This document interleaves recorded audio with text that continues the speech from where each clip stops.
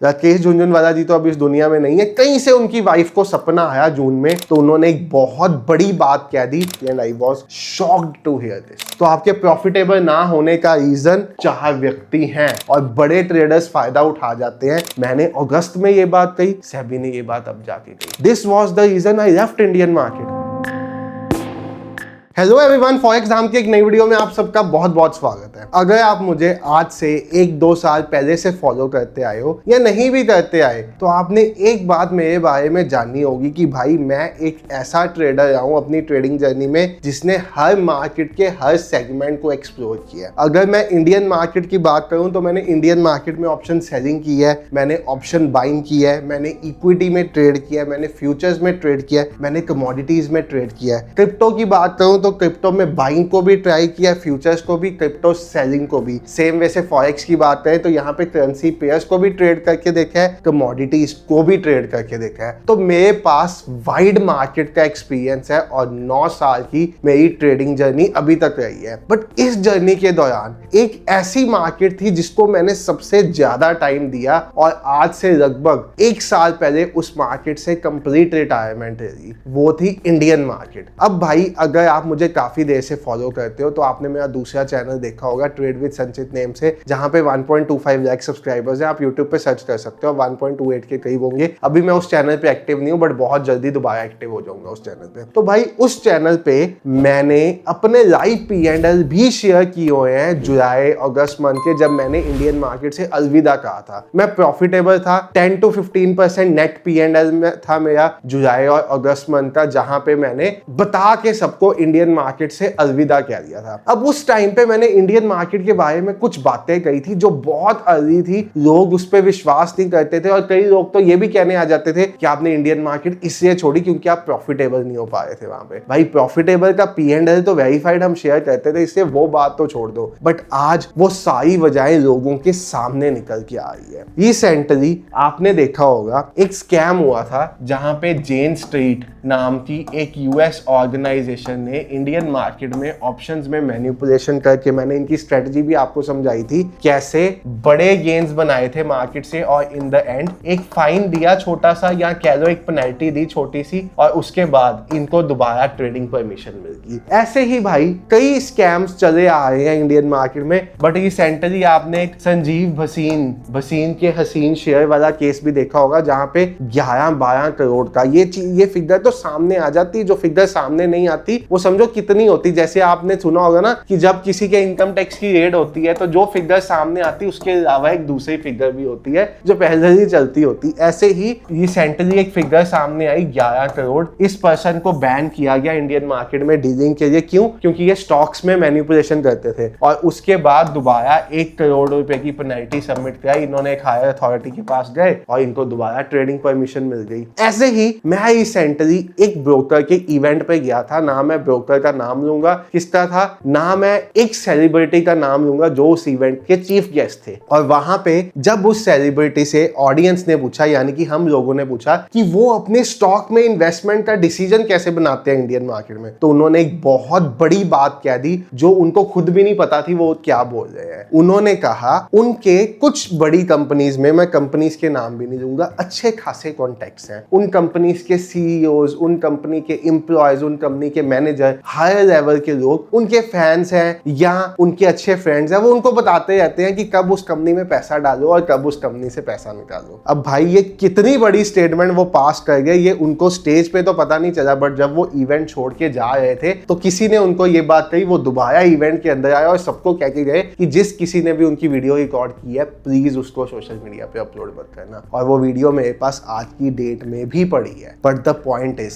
हम traders Indian market में trade करने के लिए प्राइस एक्शन, SMC, ICT सीखते रहते हैं और बड़े ट्रेडर्स फायदा उठा जाते हैं भाई साहब सिर्फ इनसाइडर न्यूज का। उनके पास कुछ ऐसी न्यूज, कुछ ऐसा डाटा अवेलेबल होता है जो हमारे पास होता ही नहीं है। और ये वीडियो मैं आज की क्यों बना रहा हूँ, रेखा झुनझुनवाला, राकेश झुनझुनवाला की वाइफ के बारे में। भाई साहब इंडियन मार्केट ना इतनी ज्यादा मैनिपुलेटिव, इतनी ज्यादा डाटा ड्रिवन हो चुकी हुई है कि हम कभी चाह के भी इसमें प्रॉफिट नहीं बना सकते, क्योंकि हमारा पैसा जाया है बड़े लोगों के पास। अब रिसेंटली आपने देखा होगा गवर्नमेंट ने एक ऑनलाइन गेमिंग बिल पास किया है 2025, जहां पे भाई कहा गया कि ई स्पोर्ट्स वाली गेम्स को प्रमोट किया जाएगा, सोशल गेम्स को प्रमोट किया जाएगा, यहां तक तो ठीक था। बट ऑनलाइन जिन गेम्स में मनी इन्वॉल्व है उन पे कंप्लीट बैन इम्पोज कर दिया। एक ऐसी कंपनी थी इस टाइम पे जो स्टॉक मार्केट पे लिस्टेड थी, इंडियन मार्केट पे लिस्टेड थी, वो थी नजारा टेक। और इसमें काफी बड़े बड़े लोगों का पैसा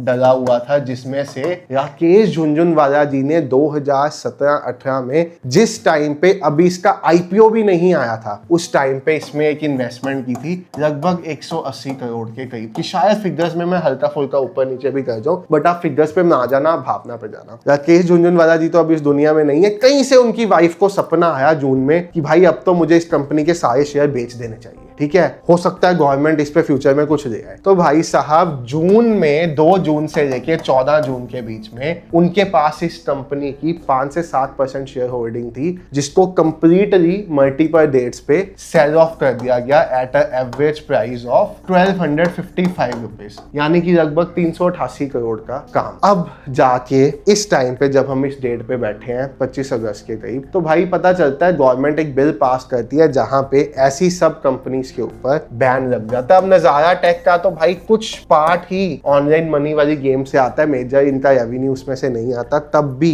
ये एक ऐसी कंपनी थी जिसमें भाई साहब ऑनलाइन मनी इन्वॉल्व थी, और एक बहुत बड़े इंडिया के शेयर इन्वेस्टर की वाइफ अपनी एंटिटी के थ्रू इसमें से ऑफलोड हो जाती। तो क्या ये इनसाइडर न्यूज नहीं थी? क्या उनको नींद में सोए सोए कोई बता गया कि भाई ऐसा हो जाएगा, आप सारे शेयर्स ऑफलोड कर दो? झुनझुनवाला जी शुरू से फेमस माने जाते हैं अपने शेयर्स को लॉन्ग टर्म के लिए होल्ड करने की, यानी कि वो जिस कंपनी में इन्वेस्टेड होते हैं उसमें लंबे समय के लिए इन्वेस्टमेंट रहते हैं। तो क्या ये टाइमिंग कोई चीज नहीं दर्शाती, वो भी इस टाइम पे जब खुले आम इंडियन मार्केट के बारे में बातें बाहर आ रही हैं कि कभी जेन स्ट्रीट और कभी भसीन और कभी ऐसा एक XYZ पर्सन जिसके ऊपर रिसेंटली सेबी ने इंक्वायरी बिठाई है पेनी स्टॉक्स के लिए, और वो इन्फ्लुएंसर थे, आपको पता है, साथे 400-500 करोड़ के पेनी स्टॉक्स की हेरा फेरी का नाम आया, और कई सेलिब्रिटीज के ऊपर, अरशद वारसी के ऊपर जैसे रिसेंटली चार्ज है। तो भाई कब तक इंडियन मार्केट में इसी तरह की इनसाइडर ट्रेडिंग के बेसिस पे काम होता रहेगा? अब बहुत से लोग यहाँ पे कहेंगे हमें स्टॉक्स में मैनिपुलेशन से क्या फर्क पड़ता है, हम तो ऑप्शंस ट्रेड करते हैं, हम तो इंडेक्स ट्रेड करते हैं। और भाई साहब इंडेक्स की प्राइसेस किससे डिराइव होती हैं? इंडेक्स की प्राइसेस स्टॉक से ही तो डिराइव होती है। तो अगर स्टॉक्स में ही मैनिपुलेशन हो रही है तो इंडेक्स कैसे मैनिपुलेटेड नहीं होगा? जेन स्ट्रीट स्टॉक्स में काम कर रहा था, जेन स्ट्रीट एक ही टाइम पे स्टॉक्स और इंडेक्स दोनों में आर्बिट्रेज करके फायदा बना रहा था। इतने प्रूफ सामने आने के बावजूद भी जो रेगुलेशंस चेंज हो रहे हैं वो तो हो ही रहे हैं भाई। वीकली एक्सपायरी बंद कर दो, इसको मंथली कर दो, कभी बैंक निफ्टी बंद कर दो, कभी एक्सपायरी थर्सडे ले जाओ, कभी ट्यूसडे ले जाओ, ये सब ड्रामा तो चल रही है। इस सब ड्रामे के साथ जो हाई लेवल मैनिपुलेशन इस मार्केट में हो रही है, इसने मुझे मजबूर कर दिया था अगस्त में छोड़ने के लिए, क्योंकि मैं एक ऐसा पर्सन था जिस टाइम पे ट्रेड करता था ना इंडियन मार्केट में, जो लोग मेरे साथ लाइव होते थे उनसे पूछना, दिन के 1 से 2 ट्रेड करते थे हमसे। हमारे पास एक स्क्रीन पे स्टॉक्स लगे होते थे, एक पे इंडेक्स, और मैं 2-3 महीने से ऑब्जर्व कर रहा था कि स्टॉक्स और इंडेक्स का डाटा आपस में मैच ही नहीं होता। मैं कहता था भाई स्टॉक्स के हिसाब से तो इंडेक्स इस टाइम ऊपर जाना चाहिए, बट जाता नहीं है। This was the reason I left Indian market. और ये काम मैं काफी साल से करके आया था, तो मुझे क्वाइट एविडेंट हुआ कि भाई नहीं उसके हिसाब से मोमेंटम आया, नहीं उसके हिसाब से मूवमेंट आया, कुछ मैनिपुलेशन तो चल रही है। मैंने अगस्त में ये बात कही, सेबी ने ये बात अब जाके कही, बट द पॉइंट इज हम छोटे मोटे प्लेयर हैं तो हमारी बात सुनी नहीं जाती। अगर जो झुनझुनवाला वाला केस अभी हुआ है, नजारा टेक की ऑफलोडिंग के बारे में पता चला है जून में, अगर यही काम यूएसए में हुआ होता ना, तो अब तक तो इनकी बैंक स्टेटमेंट्स, इनके फोन रिकॉर्ड्स, इनके सारे डिजिटल रिकॉर्ड्स खुल के एक इन्वेस्टिगेशन टीम बैठ गई होती ये चेक करने के ऊपर कि कहीं पे ये इनसाइडर ट्रेडिंग तो नहीं थी।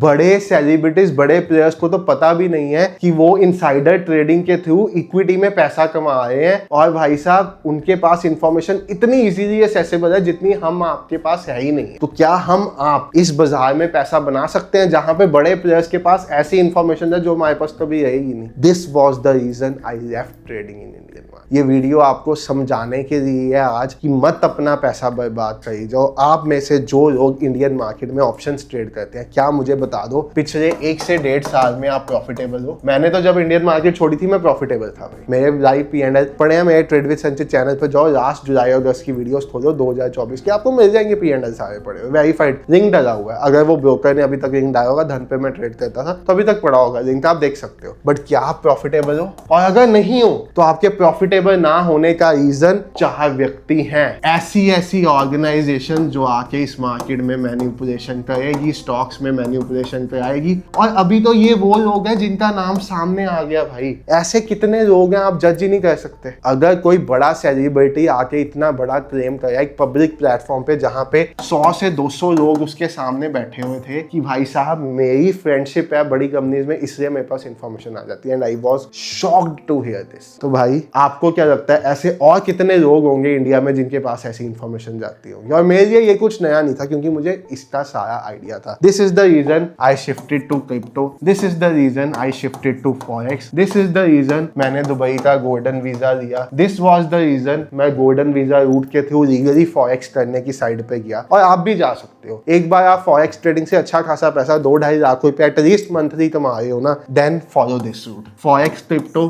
दुबई रूट के थ्रू करो, एमिरेट्स आईडीज और अपना काम करो। उसके ऊपर भी मैंने वीडियो डाली हुई है, आप देख सकते हो जाके। ट्रेडिंग में पैसा बनाना है, इंडियन मार्केट में काम करके नहीं बनेगा। आप स्टॉक्स पे इंडिकेटर लगाते बैठ जाओगे, आप स्टॉक्स पे ब्रेकआउट फाइंड करके बैठ जाओगे, वहां पे बड़े पैसा छाप जाएंगे पंप एंड डंप से। ये रीजन था इंडियन मार्केट छोड़ी मैंने। बाकी आई होप आप मेरे रीजन के साथ एग्री करते हो। आप अपना ओपिनियन बताना क्या है, कुछ मेरे से वेरिड ओपिनियन है तब भी बता के जाना। Thank you so much for watching the video. Bye everyone, take care, have a great day. और शेयर कर दो इस वीडियो को अपने उन दोस्तों के साथ जो आज भी इंडियन मार्केट में ट्रेड करते हैं। Thank you so much for watching the video. Bye everyone, have a great day, good night.